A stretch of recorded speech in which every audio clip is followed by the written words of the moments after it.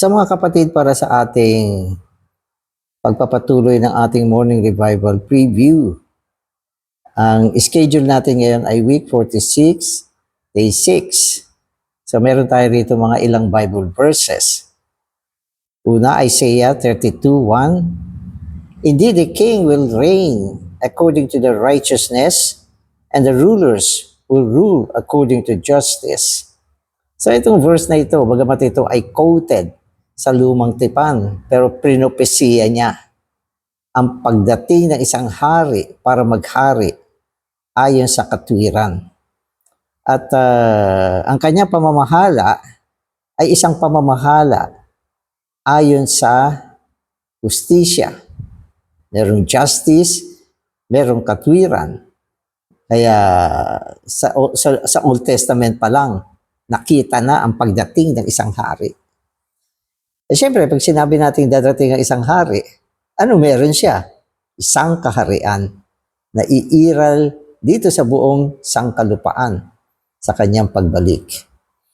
At ito ay ang pagbalik ng Panginoong Jesus upang maghari at itatag ang kanyang kaharian.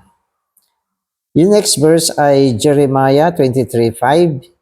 Indeed, days are coming, declares Jehovah, when I will raise up to David a righteous shoot, and he will reign as king and act prudently, and will execute justice and righteousness in the land. Amen. So, sabi rito, shoot of David. At syempre, ito ay ang Panginoon, sapagkat sa Biblia, sinasabi naman na si Kristo ay anak ni David. Nang ibig sabihin, ang kanyang pantaong kalikasan ay nagmula sa angkan ni David. Si David ay hari. Ibig sabihin, ang lahi ng pagkatao ng Panginoon ay hari. At malinaw na sinabi rito, ibabangon niya ang isang mula kay David. At ito ay maghahari, gagawa ng may katalinuhan at kanyang isasagawa ang katwiran, justisya sa buong sa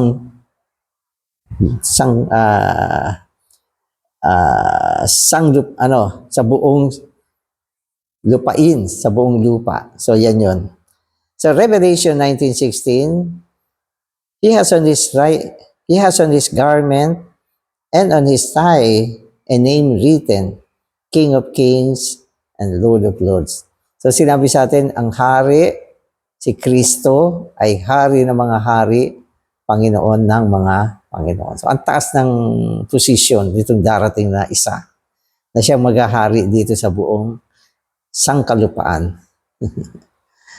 Sa mga kapatid, okay, so magbasa na tayo para mas maintindihan natin itong morning revival natin. After Christ takes possession of the earth, he will reign over the earth as the king in the kingdom, ruling over the nations with his overcoming believers.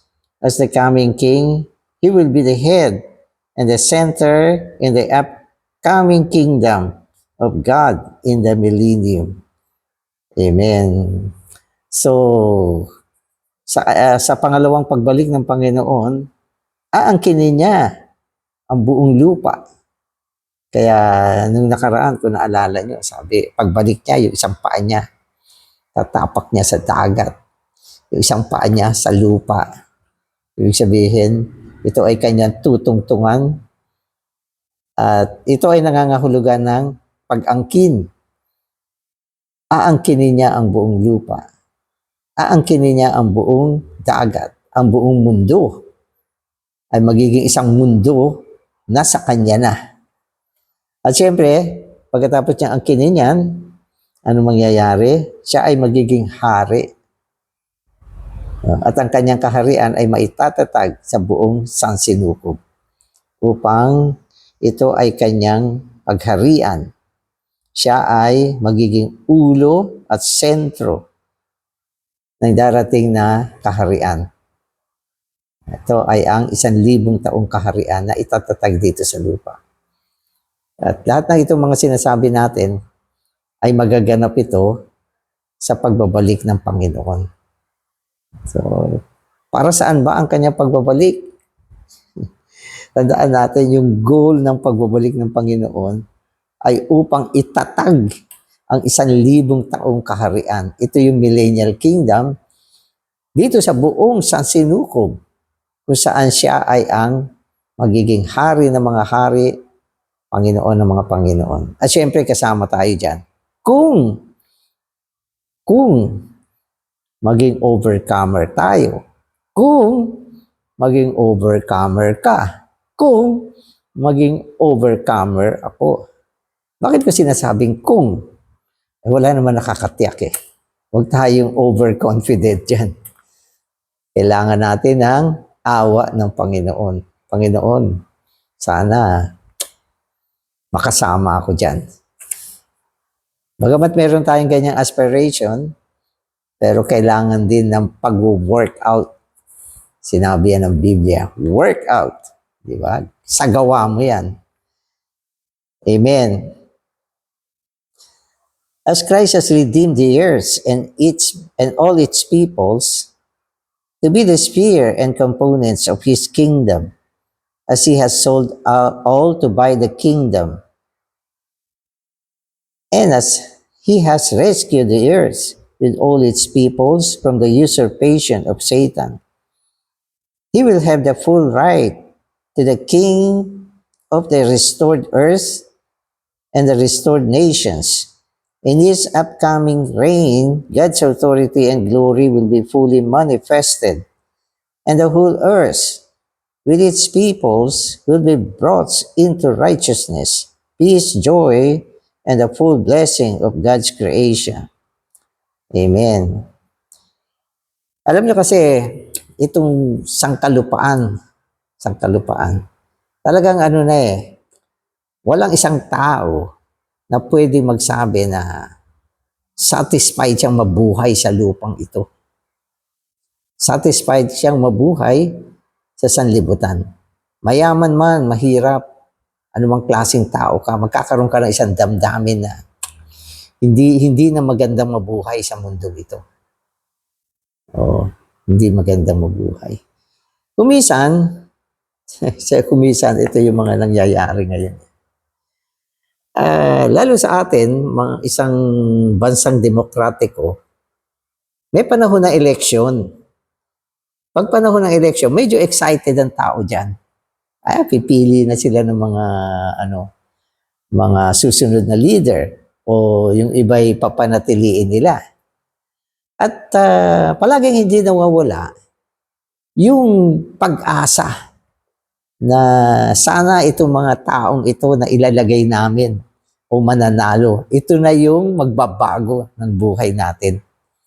Di ba? So, tama naman. So, meron palaging ganyan. Pero pagkaraan ng ilang panahon, ito mga tumangkilik dito sa mga taong ito. Ito yung muhing-muhi at sising-sisi. Bakit ito? So, paulit-ulit lang. Di ba? Yan ang history ng mundo. Hindi lang sa Pilipinas, sa buong mundo. Ganyan ang sitwasyon. Ganyan ang sitwasyon. Kaya, ano masasabi natin? Ibig sabihin nito, walang pag-asa. Ang mundo sa kanyang sarili ay walang pag-asa. Ang mundo, ay hindi kayang baguhin ng tao. Wala. At lolong tayo sa isang maayos na kapaligiran. Katulad ng sinabi rito, na kung saan ang tao ay madadala sa loob ng katwiran, kapayapaan, kasiyahan, at buong pagpapala ng sannilikha ng Diyos. Pero wala, hindi dumadating. Pero ang Panginoong Hesus, siya lang ang isa na kaya niyang baguhin itong bagay na ito. Iisa lang ang may kakayahan na dalhin ang isang totoong pagbabago dito sa buong San Sinuko. Maniwala kayo sa akin. Kaya ako, sa totoo lang, hindi ko na pinapansin tong sitwasyon eh. Hindi ko na pinapansin. Nakikita natin yan, nalalaman natin yan, kasi nakatira tayo rito. Kaya lang, kung ilalagay mo yung iyong kalooban sa ganyan, madi-discourage ka lang. Kaya mo na yan.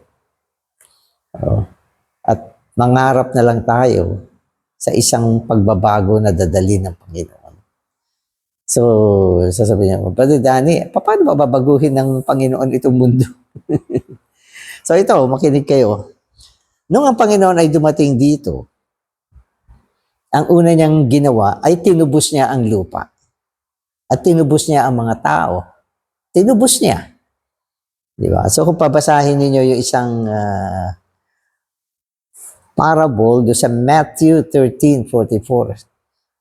Sinabi doon yung isang merchant na binili niya yung lupa.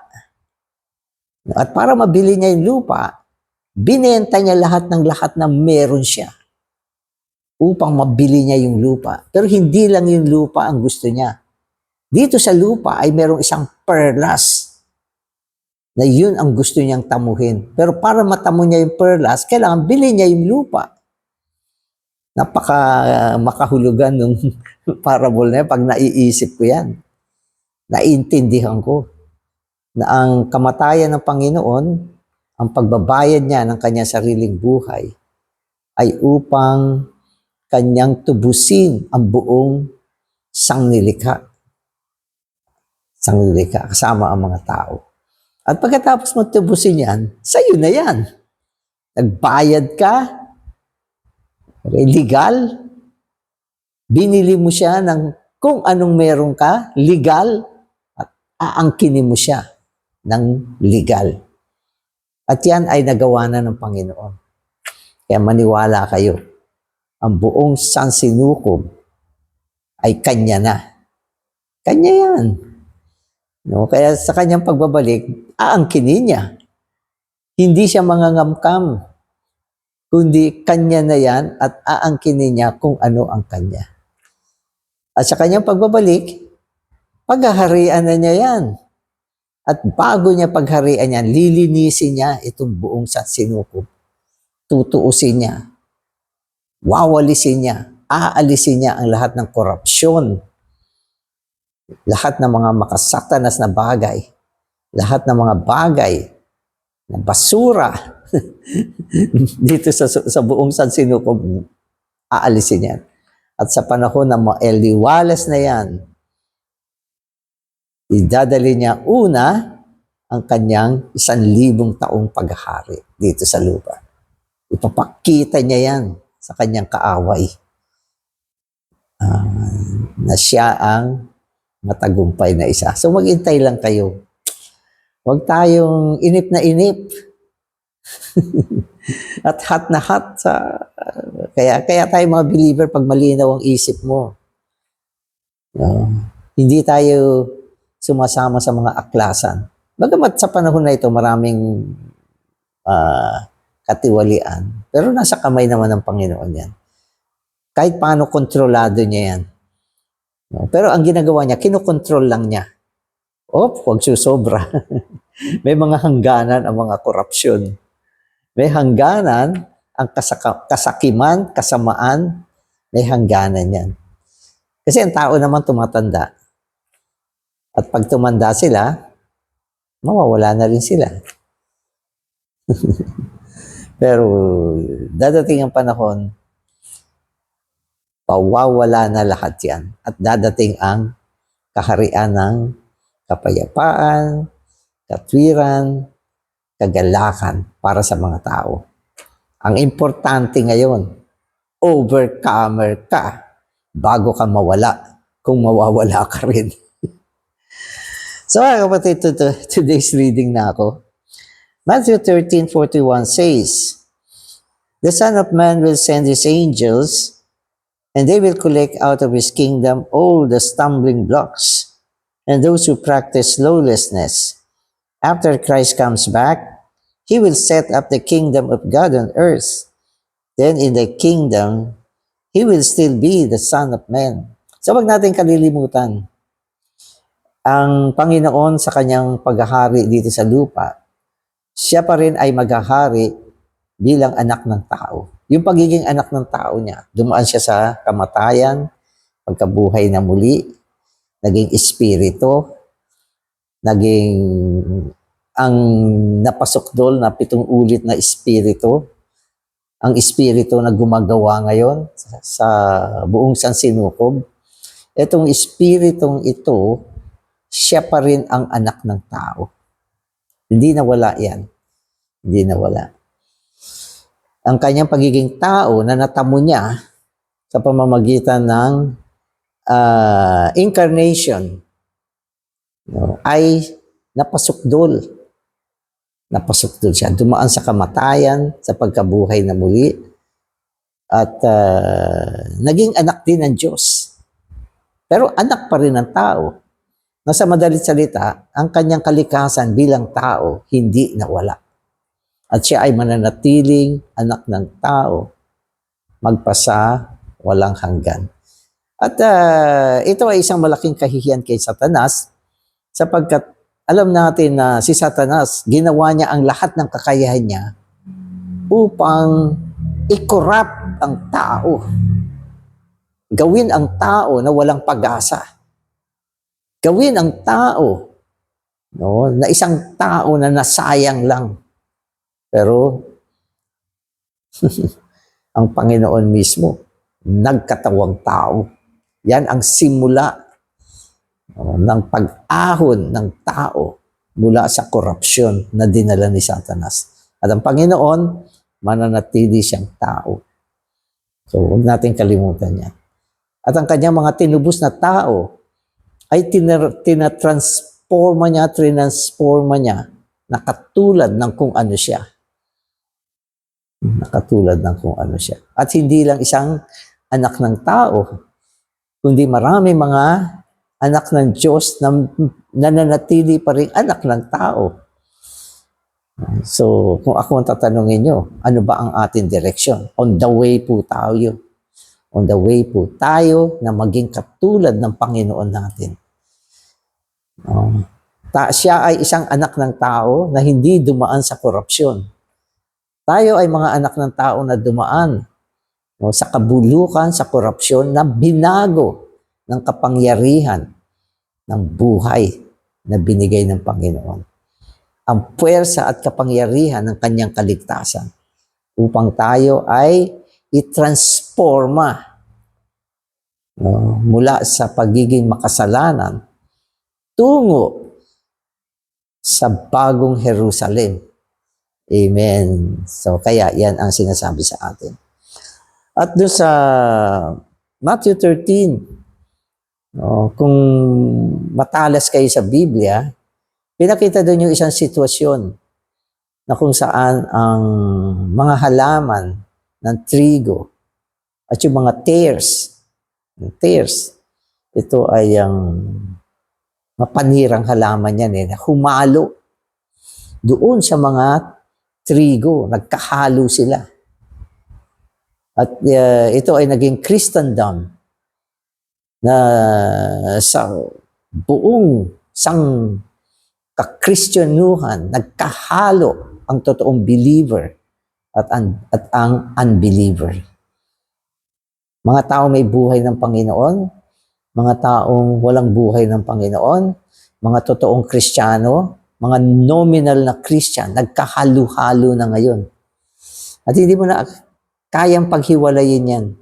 Maging ang Panginoon, sabi niya, huwag niyong galawin yan. Mag-intay kayo.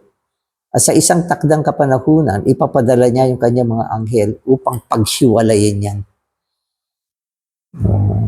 Siya lang ang may kakayahan na ihiwalay ang mga believers na totoo, mga taong totoong may buhay ng Panginoon, no, mula sa mga lawlessness na taong nakahalo ngayon. At gagawin din niya yan. Huwag kayong mag-alala.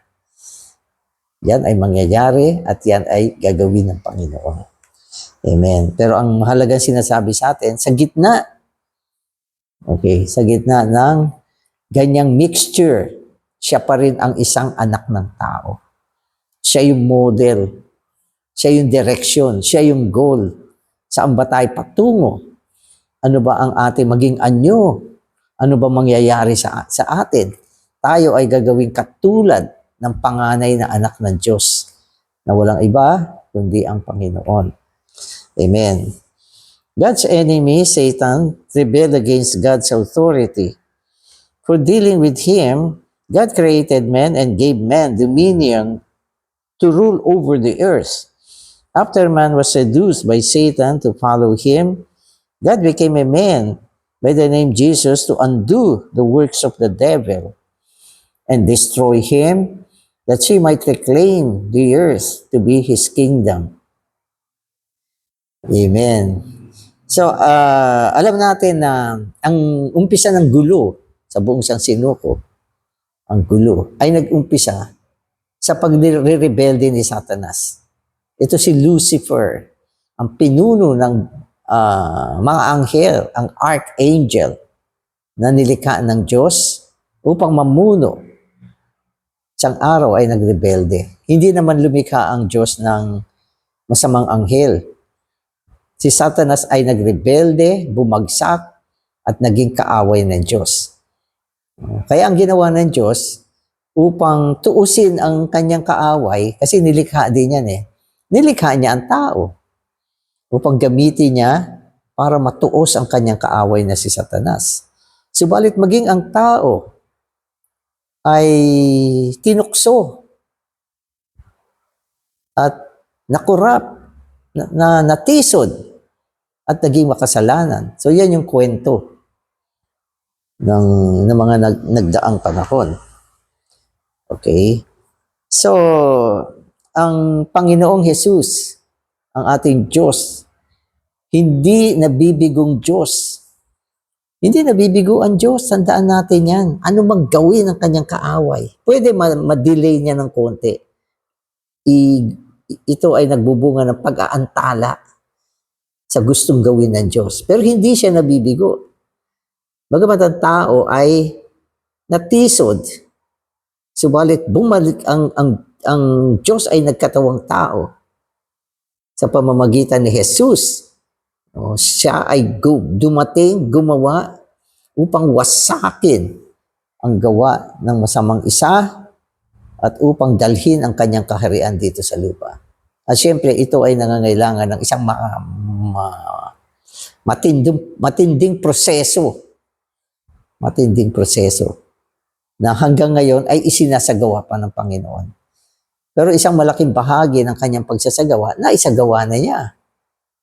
Lalo na ang kanyang kamatayan sa krus. Lalo na ang kanyang pagtatalaga ng eklesiya na naririto ngayon sa ibabaw ng lupa.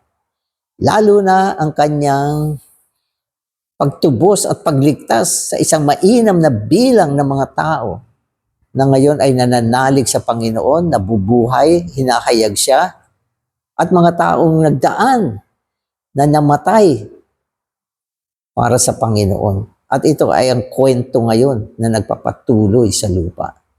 Hanggang isang araw, ang ganap na tagumpay ay makakamit ng Panginoon. At alam ko, malapit na yan. Hindi natatagal yan. Kaya siya pa rin ang isang matagumpay. So, in this upcoming kingdom, which Christ as the Son of Man will bring in, He will surely be the Son of Man, not only as a sign of God's victory and glory, but also a sign of Satan's defeat and shame. So, ito ay inulit na ang kanyang paghahari ay magpapatuloy bilang isang anak ng tao. At ito ay magiging isang testimony na ang isang naghari bilang hari ng mga hari at Panginoon ng mga Panginoon ay isang anak din ng tao na kung saan mula sa kanyang pagiging tao, kinuha niya ang anyo ng laman. At ang laman ay sumasagisag sa tao na tinisod, no? At tinamo ni Satanas, kaya laman ng tao eh. Kaya naging laman ng tao, sapagkat ito ay bunga ng pagkatisod. Pero ang Panginoon, kinuha niya ang anyo ng laman at nagpatuloy siya bilang anak ng tao hanggang sa kanyang pagtatatag ng kanyang kaharian at ang kanyang pagiging anak ng tao, hindi lang isang tagumpay, kundi isang malaking kahihiyan at sagisag ng kanyang pagkapanalo laban kay Satanas. Kasi tao ang nanalo eh. Di ba? Tao ang nanalo. Sino ang nanalo? Yung maghahari. Kapag ikaw ay naghahari, panalo ka. So sa darating na panahon, sino maghahari? Ang anak ng tao. Sino nanalo? Ang anak ng tao. Sino ang natalo? Si Satanas. Kaya kailangan makita natin ito. At kapag nakikita natin ang mga tagumpay na ginagawa ng Panginoon, purihin natin siya. Pasalamatan natin siya, Panginoon. Salamat, ikaw ang anak ng tao. Matagumpay ka. Ginapi mo ang kaaway mo. Pinakita mo ang isang malaking patotoo. No, na ito ay isang matinding pagkatalo at kahihiyan sa iyong kaaway. At syempre, lahat ng ito ay nagbayad ng halaga. Ang Panginoon nagbayad siya ng halaga. Hindi siya naging maramot. Binigay niya ang lahat ng kung anong meron siya. At hindi lang siya naging anak ng tao, kundi bilang anak ng tao, kinuha niya ang lahat ng karangalan. Pinutong sa kanya ang pinakamataas na karangalan na pwedeng angkinin ng isang tao. Siya ay ang hari ng mga hari, Panginoon ng mga Panginoon. Siya ang Panginoon ng langit at lupa at siya itinaas ng Diyos sa pinakamataas na posisyon. Wow! Ano kaya ang masasabi mo, Satanas? Kaya mo bang tignan yan? Kaya mga kapatid, nasaan ka? Siyempre, nasa panig ng Panginoon. Amen. So, Zechariah 14:9 says, Jehovah will be king over all the earth. This verse prophesies that it is coming back. Christ will establish His kingdom on the earth. Sino si Jehovah? Si Kristo. Si Kristo. Ang kanyang pangalan, Jesus. Ang ibig sabihin nito ay Jehovah the Savior. Diba? Yung Jehovah sa lumang tipan. Eventually, dumating, nagkatawang tao, na proseso, at tinawag ng Biblia, okay, na Jehovah. Ang kanyang pangalan ay tatawaging Jesus, sapagkat ililigtas niya ang kanyang bayan mula sa kanilang kasalanan. So ang pangalang Jesus, ang Panginoon na nagbigay niyan. Kapag ininterpret mo yan, no, yan ay Joshua, na ang ibig sabihin, ang si Jehovah na kaligtasan. Kaya yung Jesus, dalawang syllable eh. J-E, Jehovah. S-U-S, Savior. Jesus, Jehovah the Savior, ang ibig sabihin yan.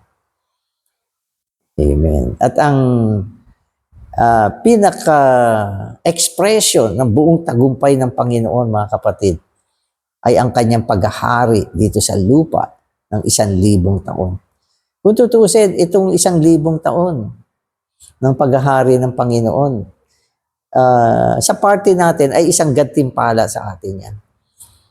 Pero sa bahagi ng Diyos, isang malaking declaration, no, na siya ang nagtagumpay.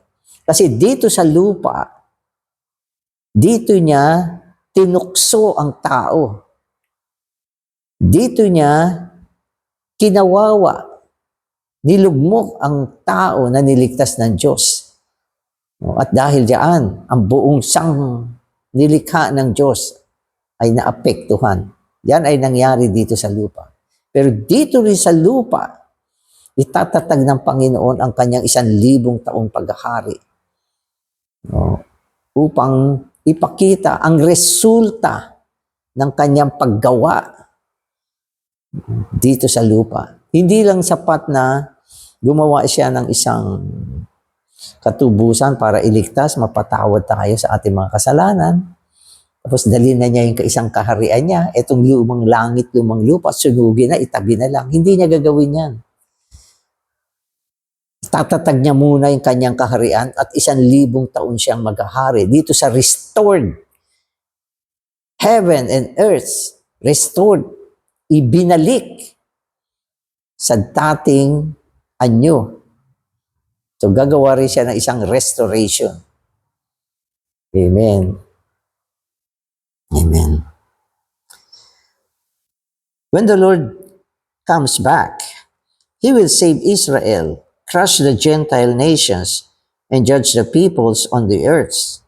Afterward, He will establish His kingdom on the earth for 1,000 years. This is the millennial kingdom. So lahat ng kanya ay kukunin niya. Maging ang bansang Israel, ito ang kanyang bayan sa lumang tipan. Binigay niya yung kanyang covenant dyan. Ito ay kanyang piniling lahi. Bagamat ang Israel ay tumabingi, nawala sila sa ekonomiya ng Diyos.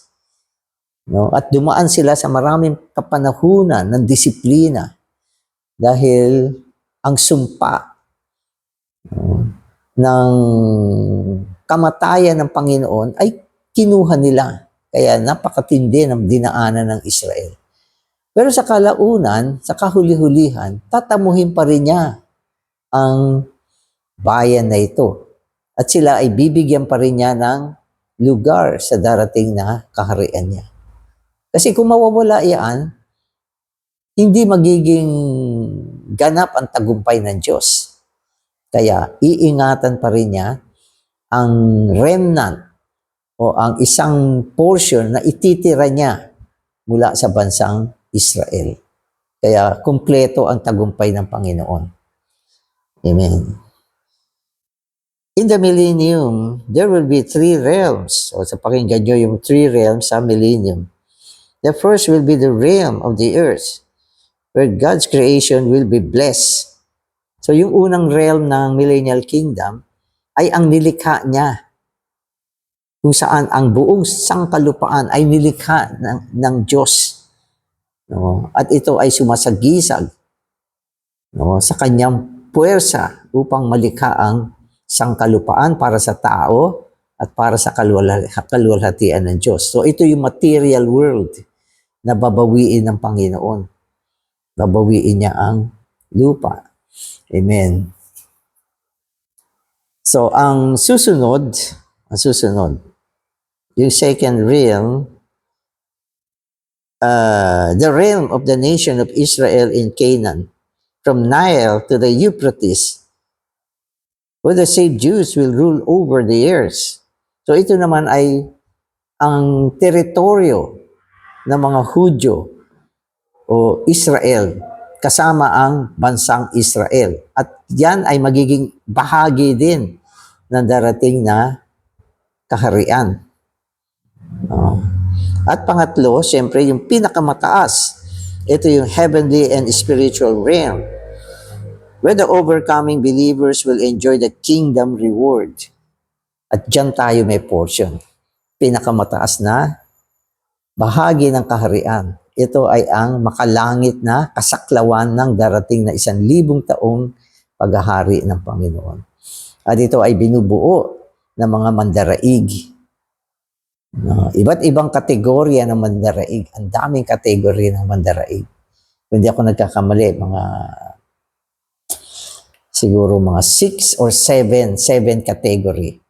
Lahat ng overcomers, no, sa panahon ng millennial kingdom, sila ay mag-ahari. Hindi natin sasabihin na lahat ng mga na-redeem, lahat ng believers na na-save nandyan, wala dyan lahat. Pero may isang portion din, ang pinakamainam, pinakamataas na uri ng mga tao na niligtas ng Panginoon ay nandiyan dyan. Pwede ko sabihin, ang overcomer ang pinakamataas na uri, no, ng mga tao na tinamo ng Panginoon. No? Kaya kung overcomers ka, ibig sabihin nabibilang ka sa pinakamataas na uri ng tao, ng believer. Hindi lang sa darating na panahon, maski sa panahon ngayon. No, buhay ka pa kung naabot mo na ang antas ng pagiging mandaraig, nabubuhay ka sa lupa bilang pinakamataas na uring tao sa lupa ngayon. Alam ko, sa panahon ngayon, may mga overcomer na.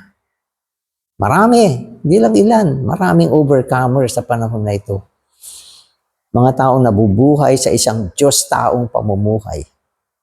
At nag-aantay sa pagbabalik ng Panginoon. At dalawang bagay na lang ang pwedeng mangyari. Ang sila ay ma-rapture bago dumating ang Panginoon, o kaya sila ay matulog ng mandaraig bago dumating ang Panginoon. Alin sa dalawa? Alin sa dalawa? Oo. Pero buhay pa yung mga yan. Mandaraig na yan. Kasama ka ba dyan? So, dapat kasama ka. So mga kapatid, ang pagiging mandaraig, open na ngayon. Ang reward, hindi pa dumating. Kasi wala pa ang pagpapakita ng kaharian. Pero ngayon mga kapatid, meron na. At pwede ko sabihin, marami ng mandaraig ngayon. Ito yung mga taong nabubuhay, hindi sa kanilang kaluluwang buhay, kundi mga taong tinakwil na ang kanilang buhay kaluluwa. Hanggang kamatayan. Nabubuhay na yan ngayon. At sa darating na Millennial Kingdom, sila ang tatanggap ng gantimpala. Amen. In the millennium, Christ with his overcomers as co-kings will reign over the nations. These nations will be the last stage of human nations on the old earth, and they all will become the kingdom of our Lord and of his Christ, being ruled by Christ and his overcomers. Such a reigning will be the unique work of Christ in the millennium, to show to the entire universe his kingship with his divine and heavenly authority for the shame of Satan, the defeated enemy of God. Amen. So pagbalik ng Panginoon, okay, ipapakita niya ang kanyang paghahari sa loob ng 1,000 taon. Kasama ang mga mandaraig. At ang mga mandaraig ay magiging isang patotoo ng kapangyarihan ng kaligtasan ng Panginoon sa panahon na yan. Bagamat hindi natin sasabihin na lahat ng believers ay naging overcomers. So wala naman tayong magagawa doon. Wala naman tayong magagawa doon. Pero ang malaking bilang ng overcomers ay magiging isang patotoo ng kaligtasan na dinala ng Panginoon dito sa lupa, at ito ang mga naging bunga ng kanyang kaligtasan. Kung tutusin, kung ito mga overcomers ay naligtas, naging mga mandaraig, natanggap ang gantimpala, dapat kaya din yan. Kaya din yan ng ibang believer. Ang problema, hindi yung kaligtasan, kundi ito ay sa tao mismo. Sa tao mismo. Kaya ang Panginoon natin ay nananatiling matuwid, no, sa lahat ng bagay. Amen. So, we are awaiting the day when Christ will come as the King to reign over the earth. Christ will reign in His kingdom and we will be His co-king. So, ito, ginagamit na natin yung salitang we. Kasama ka, kasama ako, kasama tayong lahat. Sa panahon na ito, we. Bakit we? So, tayo na ng mga nandito, nagpa-pursue sa Panginoon. Kaya sinasabing we. At anong inaantay natin ngayon? Sabi rito, we are awaiting the day when Christ will come as the King to reign over the earth. May inaantay ba kayong iba, mga kapatid? Hindi ko alam sa inyo kung ano pa inaantay ninyo. Nag-iintay ka pa bang umunlad, umasenso, gumanda ang buhay, maging milyonaryo, maging ano? Inaantay mo pa ba yan?